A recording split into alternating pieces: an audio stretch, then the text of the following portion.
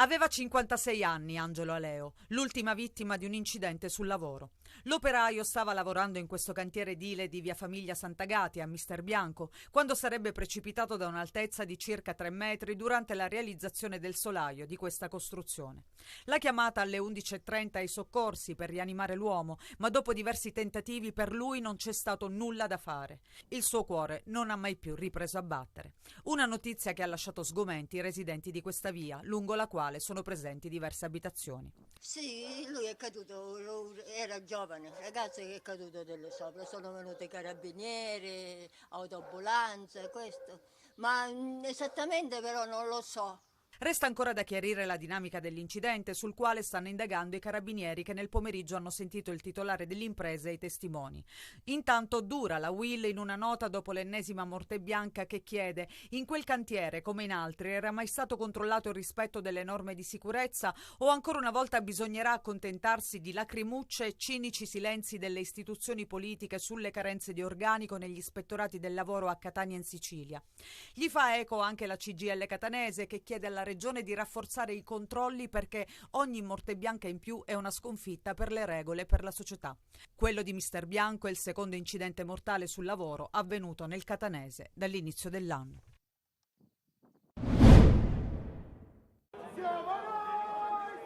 Prima al Comitato, poi in Piazza della Repubblica per arrivare al Vermexio, Francesco Italia batte Ferdinando Messina e resta sindaco di Siracusa. Una grande emozione, una bellissima soddisfazione che si concretizza anche in un risultato elettorale come non si vedeva da parecchio tempo. Più di 21.000 siracusani hanno votato Italia, oltre 17.000 Messina. Così, con oltre il 55%, ha superato il candidato del centrodestra, che ha avuto il 44% delle preferenze. Bassa l'affluenza alle urne, si è fermata al 38%. Il risultato doppio rispetto sia al 2013 che al 2018, doppio in termini di scarto con lo sfidante. Questo mi ha fatto molto piacere perché evidentemente la città ha risposto con grande convinzione. Migliorare sempre più la città, dice Italia, tra le principali priorità fissa Diserbo e PNRR. Bisogna ripartire con un'azione molto importante sul diserbo cittadino, che è una delle cose che è andata peggio in questi 5 anni, ma sicuramente i fondi, 50 milioni di fondi del PNRR e la nuova programmazione saranno al centro dell'agenda di questa nuova amministrazione proprio per continuare a cambiare il volto della nostra amata città. Tra riconferme e new entry, la squadra degli assessori è già pronta. Il suo vice sarà l'ormai ex forzista Edi Bandiera. Con grande intelligenza politica ha ritenuto di allearsi nell'ambito del quadro politico cittadino soltanto con noi. Una vittoria di Francesco Italia, della Siracusa per bene. Il premio di maggioranza non scatterà, ma la speranza di Italia è che in Consiglio Comunale ci sia un'opposizione costruttiva. Lavorerò da subito a creare la più ampia convergenza dentro il Consiglio Comunale e fuori. E sui numeri in Consiglio il competitor Messina si dice cauto. Siamo in attesa del risultato di un'altra lista che potrebbe con le verifiche raggiungere il 5% e quindi modificare l'assetto del Consiglio Comunale. Intanto venerdì prossimo sarà il giorno dell'insediamento.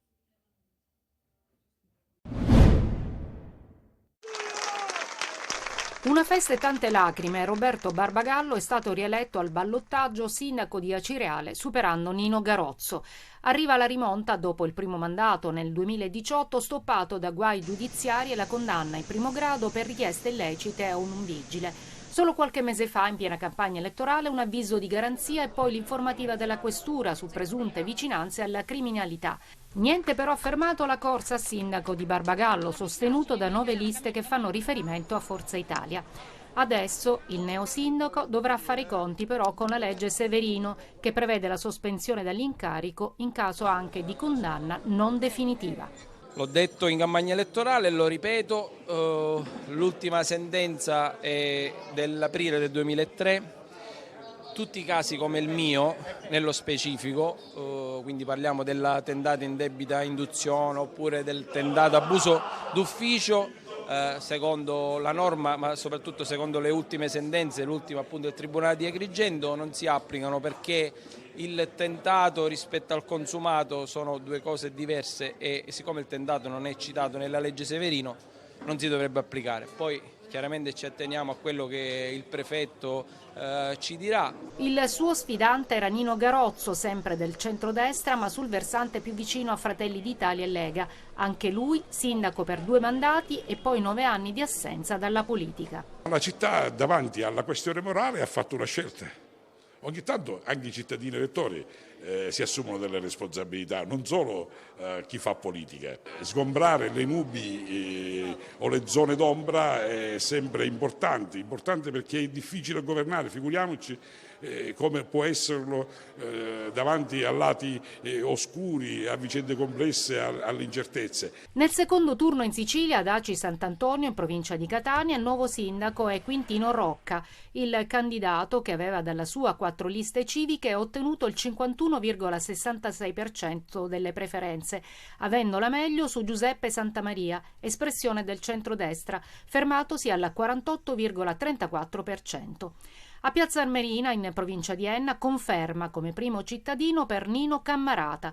Il sindaco uscente, sostenuto da Fratelli d'Italia, UDC e una lista civica, ha ottenuto il 58,67% delle preferenze, contro il 41,33% di Massimo Di Seri, appoggiato da Forza Italia, DC e Sud Chiama Nord.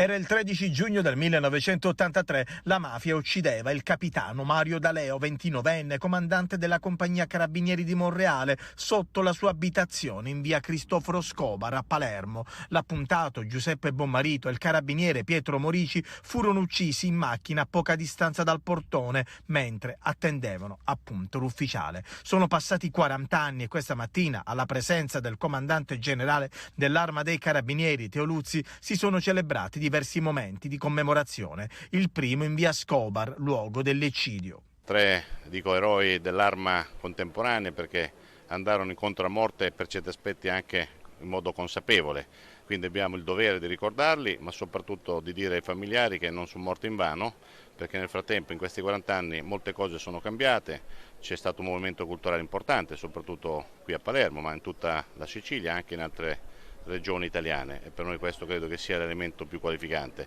L'unica cosa, non dobbiamo abbassare la guardia, perché la battaglia nei confronti della criminalità organizzata, visto che siamo qua in Sicilia di Cosa Nostra, è una battaglia ancora lunga. Il capitano D'Aleo aveva sostituito il capitano Emanuele Basile, ucciso 3 anni prima sotto gli occhi della moglie e della figlia. Da lui ereditò le indagini sui traffici illeciti gestiti dalle famiglie mafiose di San Giuseppe Jato, Monreale e Altofonte. Questa mattina presenti anche i parenti dell'appuntato Bommarito. Adesso possiamo dire che siamo finalmente più sereni, perché soprattutto io personalmente mi sono adoperata per questi lunghissimi anni per trovare la verità sulla morte di mio fratello, che non era morto per caso, ma come ho letto negli atti giudiziari, proprio lui era nel mirino della mafia. Nella caserma di Monreale questa mattina ha scoperto una lapide in ricordo proprio del comandante D'Aleo.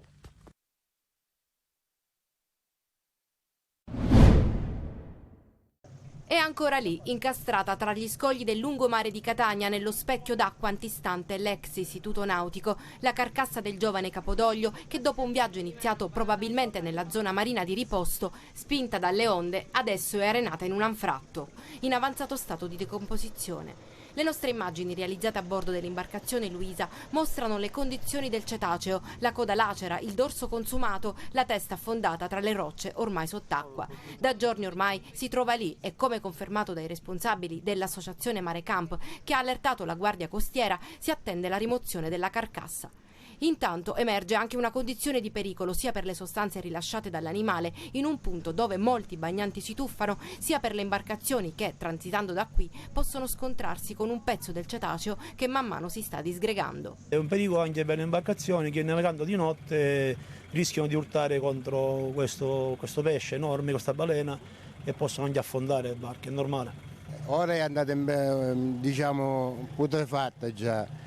Ma se questa qua si scagliava prima era un pericolo per, appunto, per le barche, è un pericolo. Il cattivo odore si percepisce sia da terra che da mare e man mano che passano i giorni l'aria qui attorno diventa irrespirabile, mentre la rimozione della carcassa pare sia un'operazione complessa. Un'operazione di rimozione e quindi di trascinamento a largo, che è quello che normalmente va fatto quando una carcassa non viene recuperata, è quello appunto di trascinarla a largo e farla affondare. In questo momento la carcassa è in decomposizione, quindi probabilmente quando viene tirata si potrebbe anche rompere.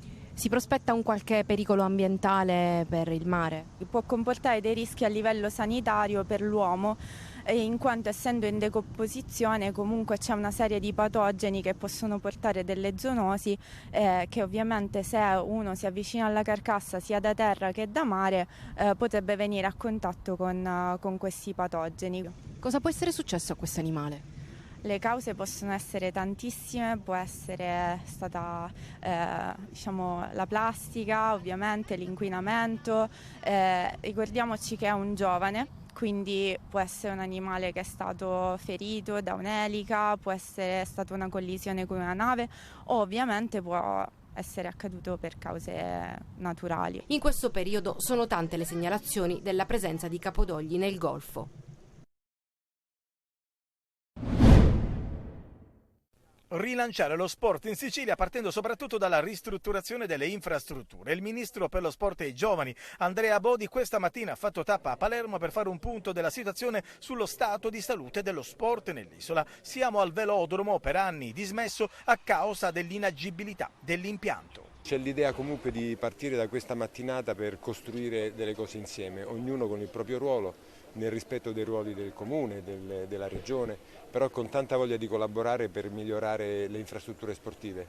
Questa è un'altra tappa, certamente per me la priorità sono le palestre scolastiche, devo dire la verità, ma una diversa priorità sono le infrastrutture, quelle più rappresentative della città, e quindi metto per primo il velodromo per ordine cronologico, diciamo così, ma poi c'è l'impianto del rugby, ci sono le piscine, c'è il palasport, c'è il diamante, e poi arriva anche lo stadio. A Bodi chiede collaborazione da parte delle istituzioni regionali. Fare un passo che renda onore a quello che fra un mese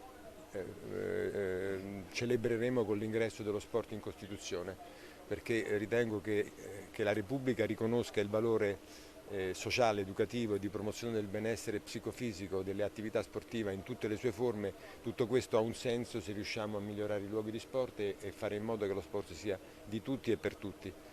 Questo è il senso dell'impegno nei confronti di questa comunità e della comunità siciliana in generale. Il ministro torna anche sull'esclusione dello Stadio Barbera dagli stadi selezionati per la candidatura ad Euro 2032. Il calendario prevederà partite nei 10 stadi, ma io credo che la cosa importante e prioritaria sia quella di contribuire al miglioramento del Barbera. Peraltro abbiamo due situazioni che si devono ancora assestare. La prima riguarda il format dei campionati. Ricordiamoci che stiamo parlando per la prima volta di un evento che avverrà fra 10 anni, 9 anni. Questo da un lato sembra un tempo tipicamente italiano, perché ci potrebbe consentire di fare le cose che ancora non abbiamo fatto in decenni, e dall'altro vuol dire che ancora i format possono cambiare. Da 24 a 32 le squadre potrebbe essere per esempio un format, allora potrebbe servire uno stadio in più.